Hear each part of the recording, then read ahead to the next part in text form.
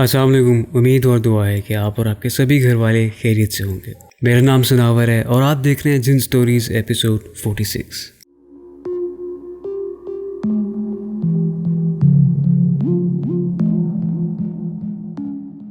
Video शुरू करने से पहले एक आम मैसेज आप सबके लिए वो ये है कि सर्दियां क्योंकि ऑलमोस्ट आने वाली हैं, कुछ ऐसे जानदार हैं हमारी इस दुनिया में जिनके ऊपर हम इतनी गौर व फिक्र नहीं करते हैं।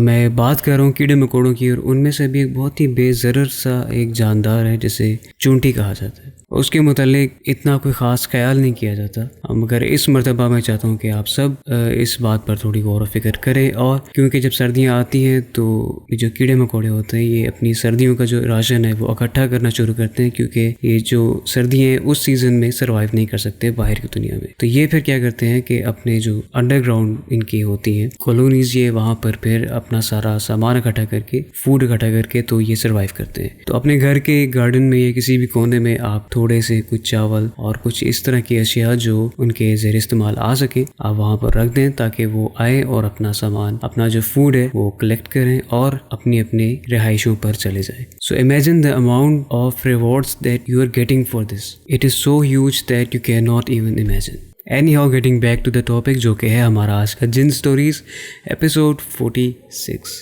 हमारी आज की पहली कहानी में रोडीज, वो लोग जो कि लेट नाइट सर्दियों में आउटिंग के शौकीन होते हैं, उनमें से मैं भी हूँ। चंद दोस्तों को शौक है लेट नाइट आउटिंग करने का सर्दियों में, तो इसी तरह इन्होंने एक रोज़ अपनी आउटिंग का प्लान बनाया, मगर वो नहीं जानते थे कि उस रोज़ उनकी आउटिंग का प्लान है वो उनके लिए काफ़ी दिल दहला देने वाली एक सिचुएशन बन जाएगी। दुनिया से बेखबर ये दोस्त आउटिंग के लिए रात को निकल गए और ऐसी सड़क किनारे कहवा शहवा पी रहे थे, मगर उसके बाद कुछ इस तरह का इनके साथ एक हैपनिंग हुई जो काफ़ी नाकाबिले फरामोश है।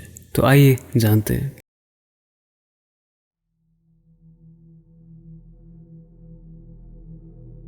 मैं और मेरे चंद दोस्त सर्दियों में लेट नाइट ड्राइव के बहुत शौकीन हैं। हमें तो मौका चाहिए होता है कि कोई हमसे पूछे कि सफ़र पर चलोगे, तो हम बगैर एक सेकंड ज़ाया किए चल पड़े। ठीक इसी तरह मैं और मेरे कुछ दोस्त एक रात यूं ही दिल बहलाने ड्राइव पर निकले, मगर उस रात जो मैंने देखा वो आज तक सोचकर रोंगटे खड़े हो जाते हैं। सर्दियां अभी शुरू हुई थी। जैसे आजकल दिन गर्म और रातें ठंडी हैं, उन दिनों भी यही सीज़न चल रहा था। हमारा एक दोस्त तुर्की से वहाँ का स्पेशल कहवा लाया था, सो हम अक्सर गाड़ी से निकलते और कहीं सुकून से बैठकर वो कहवा पिया करते। रातें काफ़ी ठंडी थी, सब अपने ऊपर ओढ़ने के लिए चादर या फिर जैकेट स्वेटर रखा करते थे। उस रात भी मैं और मेरे दोस्त चादर सब ने ओढ़ रखी थी। हम रूटीन के मुताबिक एक खामोश और सुकून वाली जगह पर रुके और गाड़ी से कुछ ही फासले पर चटाई बिछाकर बैठ गए। कहवा कप्स में डालकर एक दूसरे को देना शुरू किया। सब अपनी अपनी बातें कर रहे थे कि इतने में मेरा फ़ोन वाइब्रेट हुआ तो देखा कि वालिदा की कॉल आ रही है, मगर जैसे मैंने कॉल रिसीव की मेरे फ़ोन की बैटरी डेड हो गई। मैंने दोस्त से रिक्वेस्ट की कि गाड़ी से पावर बैंक ले आए ताकि मैं कॉल बैक करके खैरियत मालूम कर सकूं। दोस्त गाड़ी की तरफ गया, मगर बहुत देर हो गई और वापस नहीं आ रहा था। सबको लगा ये मजाक कर रहा है और जानबूझकर हमें डराने के लिए ऐसे कर रहा है। सब ने ऊंची आवाज़ में उससे बुलाना शुरू किया कि आ जाओ, हम तुम्हारी चाल में नहीं आने वाले। मुझे अब गुस्सा आने लगा कि मुझे कॉल करनी है और इसका ये मजाक ख़त्म नहीं हो रहा। जब मैं गाड़ी की तरफ गया तो देखा वो गाड़ी के सामने खड़ा है। मैंने उसे कहा क्या अजीब आदमी हो, घर कॉल करनी है तुम्हें मजाक सूझ रहा है। आगे से कोई जवाब ना आया। मैं क्योंकि गुस्से में था तो उसके पास चला गया। देखने में अजीब लग रहा था। चादर वही काली थी जो उसने ओढ़ी हुई थी, मगर कद काट में वो मेरा दोस्त नहीं लग रहा था। मैं उसकी तरफ देख रहा था कि उस आदमी ने चादर हटाई। आदमी कहूँ या कुछ और, मुकम्मल दिखाई देने पर जो जिस्म बज़ाहिर मेरा दोस्त था, हकीकत में वो कुछ और ही था। एक ऐसी मखलूक के जिसका धड़ इंसानों की तरह था, मगर उसका चेहरा एक बकरे से मिल रहा था। इस सब को देखकर मेरे पैरों तले ज़मीन निकल गई और मैं अपने होश खो बैठा। मालूम नहीं उसके बाद क्या हुआ, मगर मेरी चीख सुनकर बाकी सब दोस्त इकट्ठे हो गए। मेरे होश आने पर मैंने सब बताया और उस दोस्त से पूछा कि तुम कहाँ थे। उसने बताया कि मुझे ठंड से हाजत महसूस हुई, जिसकी वजह से मैं पास ही खुले इलाके में चला गया। जिन्नात अक्सर ऐसे रूप में सामने आते हैं। ये चीज़ आज भी मेरे लिए बहुत खौफनाक है। उसके बाद से मैंने अपने दोस्त को काली चादर में मेरे सामने आने से सख्ती से मना कर दिया। ये एक ऐसा वाक़या था जो मैं आज तक नहीं भूल सकता, मगर इसके बाद कभी भी मेरे साथ ऐसा कुछ भी वाक़या पेश नहीं आया।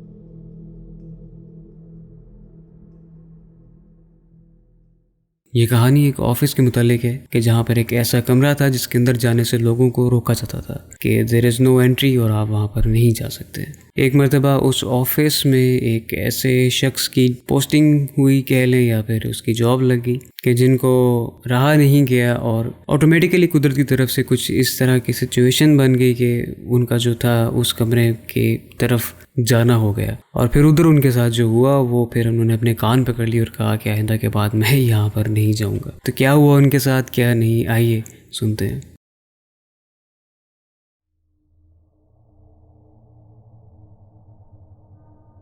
मेरा ताल्लुक मरी से आगे एक छोटे से गांव से है। हमारा गांव और यहाँ के वसाइल महदूद होने की वजह से यहाँ के रहायशी अक्सर जॉब्स की तलाश में या तो इस्लामाबाद या फिर किसी और शहर चले जाते हैं। मैं भी ऐसे ही मसाइल में उलझा अपने दोस्त के कहने पर इस्लामाबाद चला गया।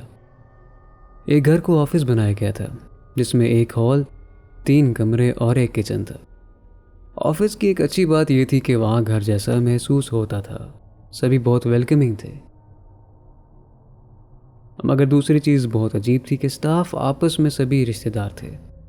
मेरा एक दोस्त जो बॉस का कज़न था, उसी के कहने पर मैंने पोस्ट के लिए अप्लाई किया। सब लोग वहाँ जॉब पर रुकने के लिए इंसिस्ट करते थे। कोई गलती हो जाया करती तब भी मुझ पर गुस्सा नहीं किया करते थे। कभी कभी तो मुझे ऐसा लगता था शायद वो इस डर से ऐसे करते हैं कि मैं कहीं नौकरी ना छोड़ दूँ। मगर मेरी तो क्वालिफ़िकेशन भी मामूली सी थी, फिर मेरे लिए ये प्रोटोकॉल मुझे समझ में नहीं आ रहा था।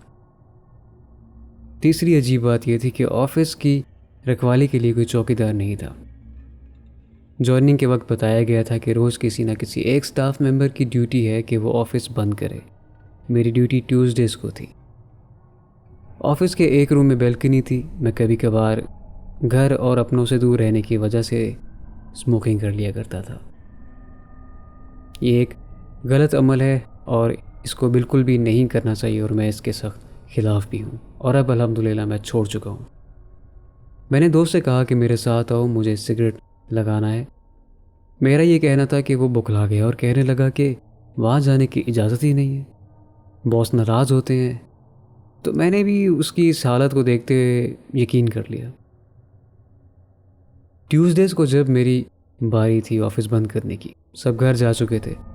मुझे सिगरेट की तलब हुई तो सोचा कि बॉस तो ऑफिस में नहीं है, हॉल में स्मोक अलार्म्स हैं, लिहाजा बैल्कनी में जाकर सिगरेट पीकर ऑफिस बंद कर दूंगा। मैं बैल्कनी में गया तो वहाँ छोटे छोटे बच्चों के पैरों के निशान फर्श पर छपे हुए थे। ऑफिस में ना तो कोई बच्चा है और ना ही किसी मेंबर का बच्चा जो ऑफिस में आता हो, तो ये निशान आखिर किसके हैं? अभी मैं सोच में ही था कि अचानक मेरा दम घुटने लगा। बाहर मौसम ठीक था, मगर मेरा दिल घुटन से अजीबोगरीब हालत में डूब रहा था।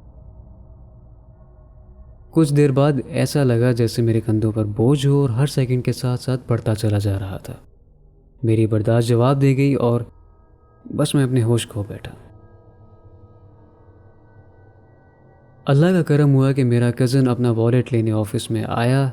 उसने मुझे वहाँ से निकाला और पानी पिलाया। उस रोज़ उसने मुझे बताया कि तुम्हें मना भी किया था, फिर भी तुम वहाँ चले गए।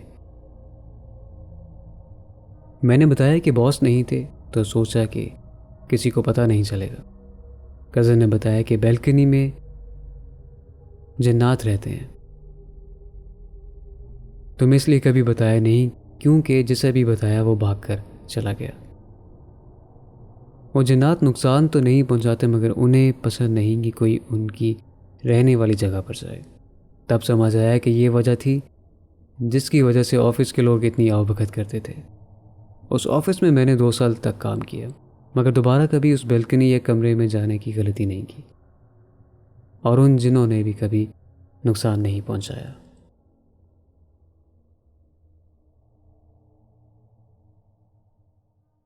लाजमी नहीं कि अबैंडन घर हो, कोई नॉर्दर्न एरिया हो तो ही ये सब कुछ हॉन्टेड प्लेसेस हो सकती हैं। अक्सर हॉस्पिटल के जो वार्ड्स होते हैं वो भी काफ़ी हॉन्टेड और स्पूकी वाइब देते हैं। ऐसी हमारी आज की जो कहानी है वो एक हॉस्पिटल वार्ड के मुतालिक है कि जब 2 सहेलियां अपनी किसी अजीज के ऑपरेशन के सिलसिले में वहाँ पर रात को रुकती हैं, तो रात के वक्त उन्हें उस वार्ड में इस तरह की कुछ पुरस्कार सी हैपनिंग्स का सामना करना पड़ता है कि जो उनके लिए काफ़ी नाकाबिले बयान है। अब आप खुद इमेजिन करें कि रात के वक्त हॉस्पिटल वार्ड जो कितने बड़े होते हैं और वहाँ पर सिवाय स्लीपर्स के कोई भी नहीं, और वो खुद जो सो रहे होते हैं उस टाइम, और आप जो हैं कॉरिडोर में जाते हैं टहलने के लिए, मगर वहाँ पर आपके साथ साथ कोई और भी है जो टहल रहा होता है। और सिर्फ यही नहीं, इसके अलावा भी बहुत कुछ।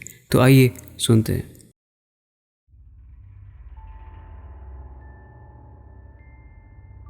मेरी दोस्त की वालिदा हॉस्पिटल में सर्जरी के लिए एडमिटेड थी।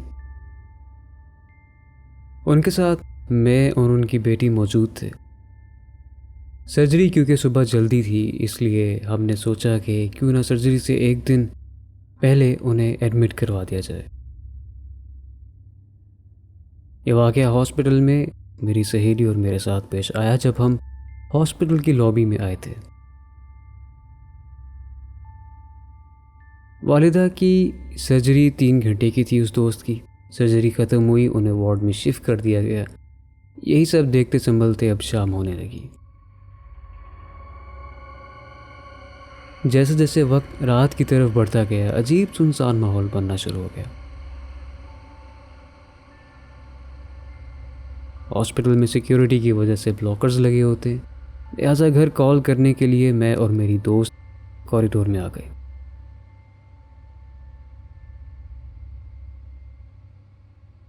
कॉल तो ना हो सकी तो हमने वापस वार्ड में जाने का सोचा, क्योंकि खाली हॉस्पिटल से खौफ आ रहा था।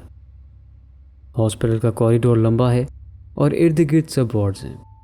हर वार्ड के बाहर एक बोर्ड लगा हुआ है जिसमें से रात के वक्त एक लाइट ऑन रहती है, ताकि पढ़ने में आसानी रहे कि कौन सा वार्ड किस कॉरिडोर में कहाँ पर है।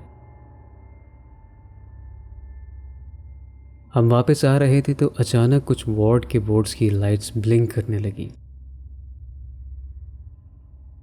यही देखकर इतना डर लग रहा था कि हमने कदम तेजी से बढ़ाने शुरू किए, मगर अब मामलात मजीद बढ़ने लगे। उस वक्त कॉरिडोर में मेरे और मेरी दोस्त के पैरों की आवाज़ के अलावा किसी और की पैरों की आवाज़ भी, जैसे हमारे पीछे कोई भाग रहा हो। मेरी दोस्त ने पीछे मुड़कर देखा तो कोई भी ना था, मगर वो आवाज़ आना बंद ना हुई। मैंने आयतुल कुर्सी पढ़ना शुरू की और दोस्त का हाथ पकड़कर भागना शुरू किया। कॉरिडोर का सफ़र इससे पहले इतना लंबा और मुश्किल नहीं लगा था। लाइट्स नॉर्मल हुई और वो आवाज़ आना अब बंद हो गई। हम इतने में ही खौफ के मारे पसीने से भर गए और फ़ौरन वार्ड में वालिदा के पास चले गए। मैं नहीं जानती कि ये क्या था, मगर वो भागते कदमों की आवाज़ मामूली नहीं थी।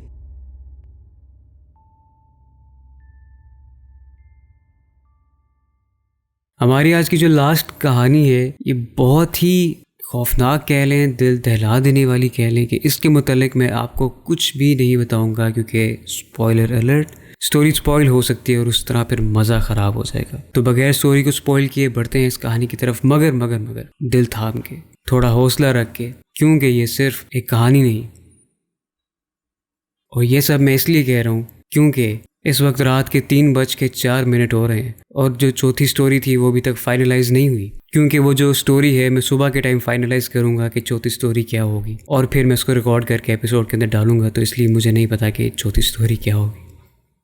तो आइए सुनते हैं ये दिल दहला देने वाली कहानी।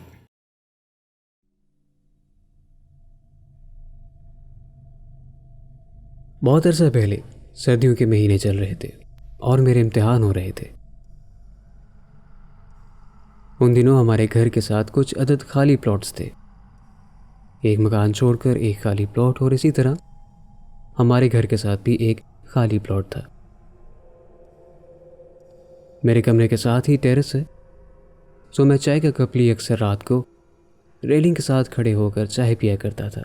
खाने के बाद मेरा आखिरी इम्तिहान ख़त्म हुआ तो मेरी जान में जान आई कि अब तो सुकून की सांस लूँगा और पढ़ना नहीं पड़ेगा। एक रात खाने के बाद टेरेस पर चाय पीने गया। उधर रेलिंग किनारे खड़े होकर मैं सोसाइटी के नज़ारे कर रहा था। मगर सर्दियाँ थी तो अमूमन लोग अपने घरों में ही थे, सो सड़कें सुनसान थी। साथ ही मैं दाएं जानिब खाली प्लॉट की तरफ मुड़ा और दीवार के साथ खड़े होकर प्लॉट को देख रहा था। प्लॉट की हालत नासाज थी, झाड़ जमा हो रखा था और ऐसे में सांप जैसे जानदार ऐसी जगहों पर अपना बिल बना लेते हैं। मैंने चाय का घूंट लिया तो नीचे प्लॉट की झाड़ से मुझे कुछ हिलजुल की आवाज़ आई। शायद कोई जानवर होगा। मैं देख रहा था मगर कुछ नज़र नहीं आ रहा था। चाय का दूसरा घूंट लिए मैं वापस मुड़ ही रहा था जब मैं कुछ देखकर वहीं रुक गया और गौर करने लगा। बहुत अजीब दिख रहा था, समझ में नहीं आ रहा था कि क्या है क्या नहीं। फिर मेरे जहन में जूं जूं तस्वीर बनना शुरू हुई तो रोंगटे खड़े होने लगे। खुद से सवालों जवाब कर रहा था कि ये वही है जो मुझे दिख रहा है या महज मेरे जहन एक तस्वीर बन रही है और मेरा जहन मुझे धोखा दे रहा है। बिल्कुल ऐसी ही कैफियत चल रही थी उस पल में जब मैं उस जानिब देख रहा था। मालूम हो रहा था जैसे कोई शख्स प्लॉट के कॉर्नर में वही मुंह किए बैठा है और बहुत बेजान मालूम हो रहा था जैसे मुजस्मे हुआ करते हैं।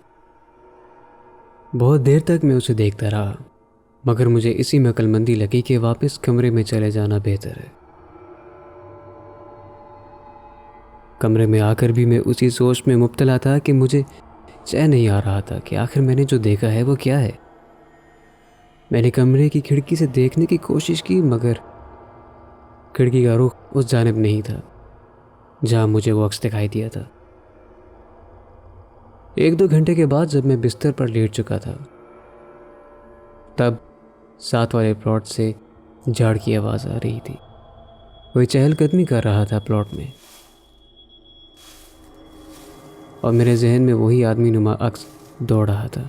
कहीं ये वो अक्स या फिर जिन तो नहीं जो चहलकदमी कर रहा है। मैंने आयतुल कुर्सी पढ़ी और अल्हम्दुलिल्लाह मेरी आंख लग गई। बस ये सिलसिला पहली और आखिरी दफ़ा मैंने देखा या फिर तजुर्बा किया। उसके बाद कई बार टेरेस पर गया और बाकायदा देखा भी मगर वैसा कुछ भी दोबारा नज़र नहीं आया। पर आज भी मैं सोचता हूँ कि जो मैंने देखा वो क्या था, वहम या फिर हकीकत, और अगर हकीकत है तो फिर वो क्या था जो मैंने देखा। So that's it for today. I hope कि आपको पसंद आई होंगी आज की कहानियाँ। बड़ी मुश्किलों के साथ मैंने ये एपिसोड बनाया है क्योंकि जैसा मैंने बताया रात के 3:04 हो रहे हैं और मैं वीक स्किप नहीं करना चाह रहा था, तो इसलिए आधी रात को बैठ के मैं ये एपिसोड बना रहा हूँ और आप तक पहुँचा रहा हूँ। और हाँ, आपने एक और चीज़ नोट की होगी कि मेरी आवाज़ में उस तरह से एनर्जी नहीं है। उसकी वजह ये है कि आधी रात का टाइम है और अपने कमरे में मैं अकेला हूँ।